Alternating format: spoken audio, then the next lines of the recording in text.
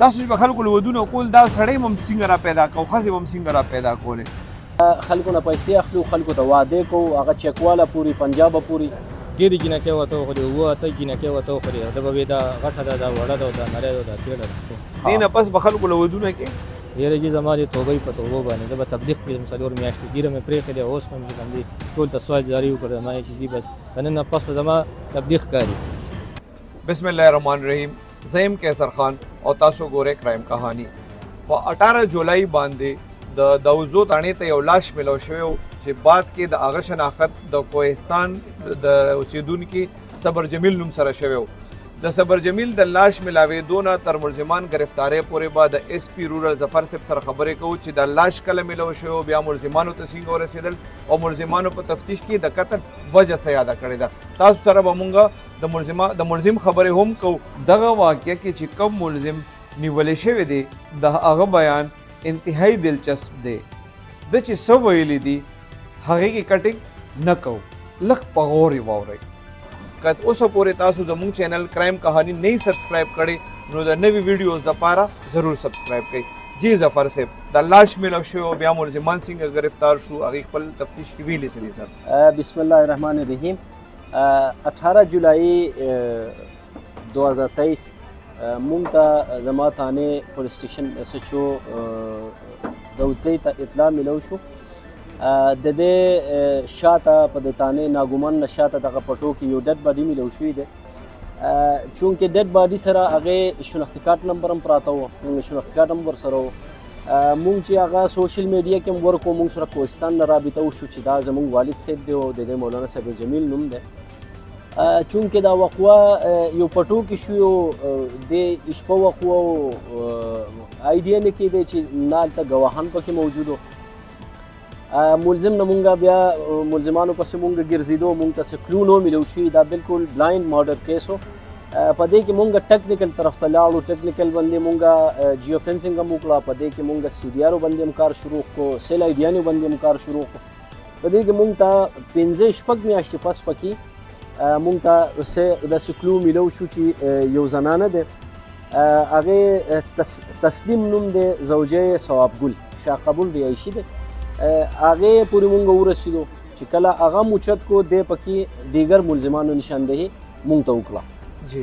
وجه څه وه سر ملزمان څه وایي چې مونږ قتل ولې کړی بیسیکلی دا مولانا صبر جمیل چې کوم دی د زمونږ په انفارمیشن باندې د دې 3 واده کوهستان کې دی او دلته هم دی واده کول غوښتو او دا ګروپ چې کوم دی دی کې 2 زنانې دی یو پکې سایرا بیبي دی زوجه عمران او یو پکې دا تسلیم چې کوم دی دا سایرا موره دی دو یو ګروپ دی بیا پکې دی کې دا حیدر شاه دی خان محمد دی لایقت دی لایقت شاه دا ټول هم دغه ګروپ پرسنل ما پکې 2 انټروګیټ کړو زه د دوزۍ تانې ته تللی ما مې اورېدلی یم دو وایي چې مونږ دا خلکو نه پیسې اخلو خلکو ته واده کوو هغه چکواله پورې پنجابه پورې مونږ خلکو له پیسې ورنه اخلو او هغې له واده کوو ټیک شو او دې فخر محسوسوي چې دا خو مونږ کوو ډېر وخت نه او بیسیکلی مولانا صبر جمیل نه هم پیسې اخیستي و دا یو ګروپ هم دی نه پیسې اخیستي و آخر کې دی حیدر شاه لاس ته راغی حیدر شاه سره تعلق جوړ شو حیدر شاه چونکې چرسدی رهایشي دی او دی ته تلو راتلو دی ورسره کلک یارانه وشو دی هم ورنه پیسې اخیستي و پیسې وله واپس نه ورکوله نه واده وله ورکوله کله به یو جینۍ ورته خولو کله به بل ورته خولو آخر کې واده ورته نه کوله هغه خپل پیسې واپسي ته قضې کوله دی آخر کې پلین جوړ کړو چې خان محمد و دا خان محمد ولد تیلا او حیدر شاه دو په موټر سایکل کې راوستو همدغه ځای کې دی قتل کو او هغې نه پس پکې دی دا حیدر شاه دونه ایکسپرټ دی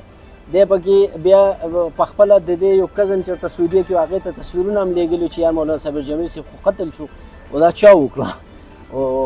بیا آخر کې شی چې مونږ صحیح تفتیش هم وکړه دی په خپله کړو ملزمانو ته پولیس څنګه ورسېدل سره څه داسې یو اهم لاره وه چې په هغې باندې پولیس دا مولانا صبر جمیل موبایل باندې مونږ سی ډي آرې شروع کړو چې کانټیکټ ورسره چا چا و هغې کې چې څونه اسوسییټ ورسره و هغه اسوسییټو باندې مونږ لاړو هغه اسوسییټ کې دا ملزمان مونږ ته آیډنټیفای شو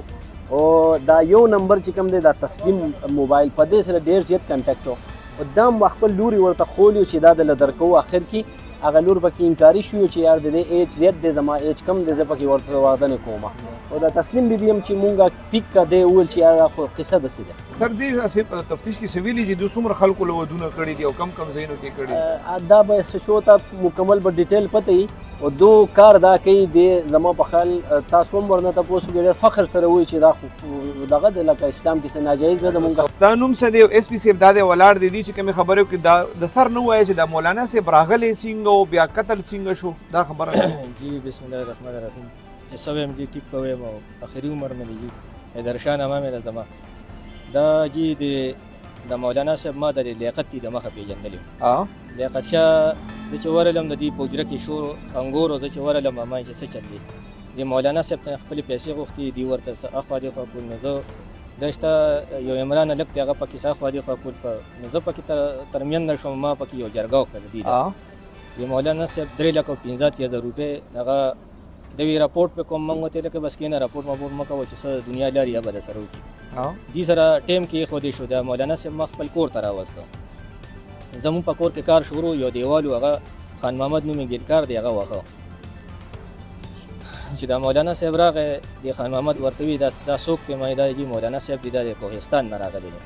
نو د خان محمد ته نمبر هم واغشتو بس اخو دی خو شنه پټي به ورته خو دی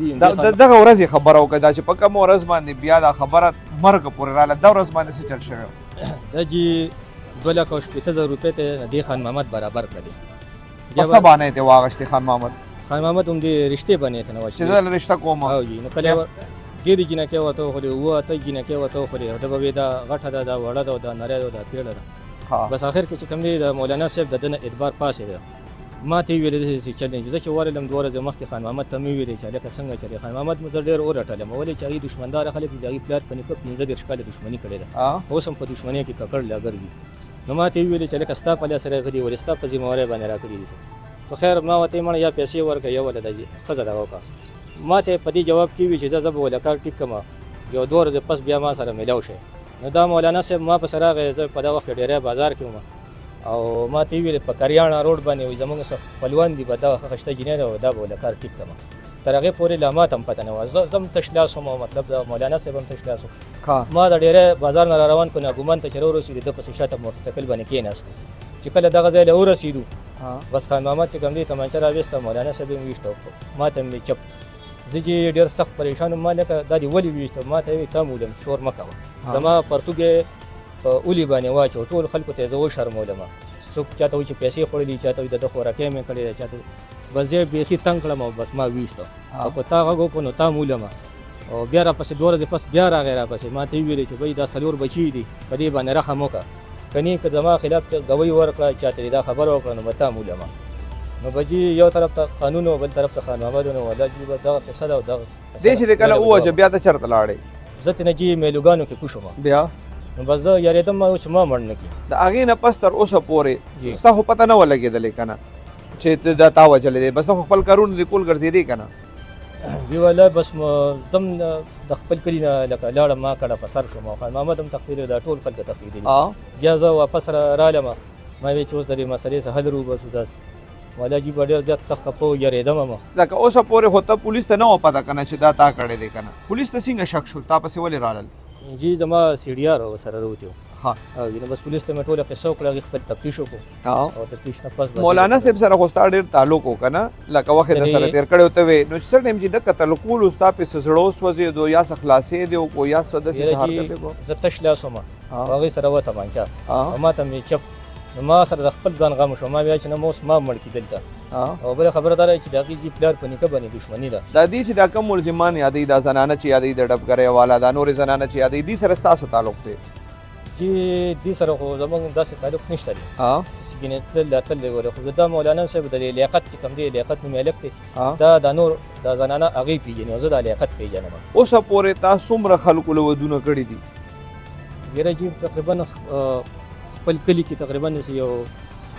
3-4 کسان له ودونه کړي یو مومندو کې او نور نه خپل کلی نه علاوه ټوټل د څونه خلکو له کړي دي ودونه ټوټل دغه 2-3 مې کړي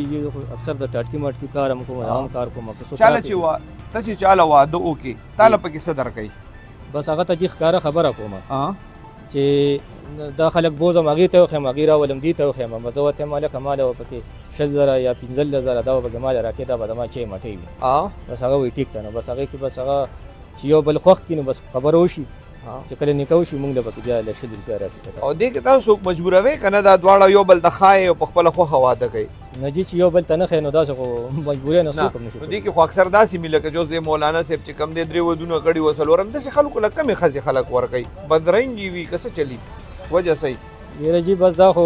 دغه سب چلو چې مولانا صاحب په خپله باندې داسې غلطي کړې چې د هر څه زموږ په لاس کړي نو خبره زه پکې په ځای پرېښلم او ده سره یارانه واچولې هغه ستا په لاس کړي مولانا صاحب نو تا به څه کول نجیب د مرګ نه خو مجبور د مرګ مو سره څه کار و خو پیسې وي خیر په کښتونو به هم ورکړي وي دغه به ورکړي وي خو دې کې خو داسې کس راغی چې هغه جي په خپله باندې ځان ته څه وایي اصل ته اوس د قتل په کیس کې ګیر شوې که نه بلکل چې زه ګیر یم دې نه پس به خلکو له ودونه کې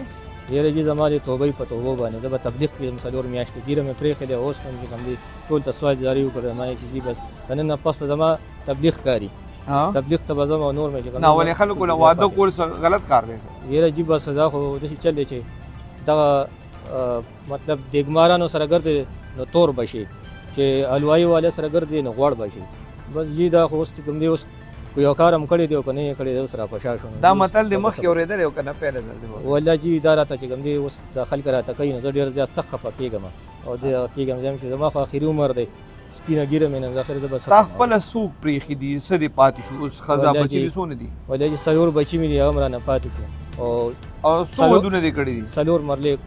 کور مې جي تاسو ودونه کړي دي یو ښځه مې مړه ده بله مې کړې ده هغې کینسر بیماره ده جي دا چوس د کم ده او جي دا بلډ کینسر دی نو په خپله دې صرف هغه یو ښځه مړه شوه بله دې او خلکو له دې په څلورم هم کول والله جي بس دا خو یو دغسې چلي که نه دا خو خان محمد کارونه دي خدای دې دې خو بس هغه وي د ده ښځه نه خوښېږي هغه په دې باندې ولاړ و مولانا صاحب وایي چې نه ما له به دا ښځه کوي هغه به خو کوي بس په دې جل دې هغه داسې کار وکړو تاسو چې به خلکو له ودونه کول دا سړی به هم څنګه را پیدا کو ښځې به هم څنګه را پیدا کولې جي دا خو داسې چلو چې یو سړی به راغی کور له د چا به ښځه مړه وه مونږ ته به یې وایي چې یاره دغه سب چل دي که تاسو ته څه معلومات دي نو مونږ به داسې چل کوو چې مونږ به د یو نه تپوس د بل نه تپوس د بل نه تپوس چا به وایي چې هلکه یا اکثر به یې راته په خپله ویلي وو چې هلکه زمونږ د جینکې دي 3 چې ښځه یې راغی نو بس اب وله ورکړو نو بس هغه به چې اکثر راغی مونږ ورته اراده پلان کې کړی ځو مونږ ته خو به یې ویلي وو دا به لاړو د هغې کور به یې وکته دوی به لاړل د دې کور به یې وکته نو که خوښي به یې راغله بس مونږ به ورته ویلي بس واده به پکې وشو ٹھیک ګرانو کتونکو واده نه کاروبار جوړول او بیا د جرم بهانه او محرک جوړول همداسې حالات پیدا کوي په خپلو حالاتو باندې د الله ناراضي کېدل پکار دي او د الله پاک شکر وستل پکار دي که تاسو زموږ چینل کرائم کہانی نوی سبسکرائب کړئ نو خامخا یې سبسکرائب کړئ او د کرائم نوی ویډیوز وګورئ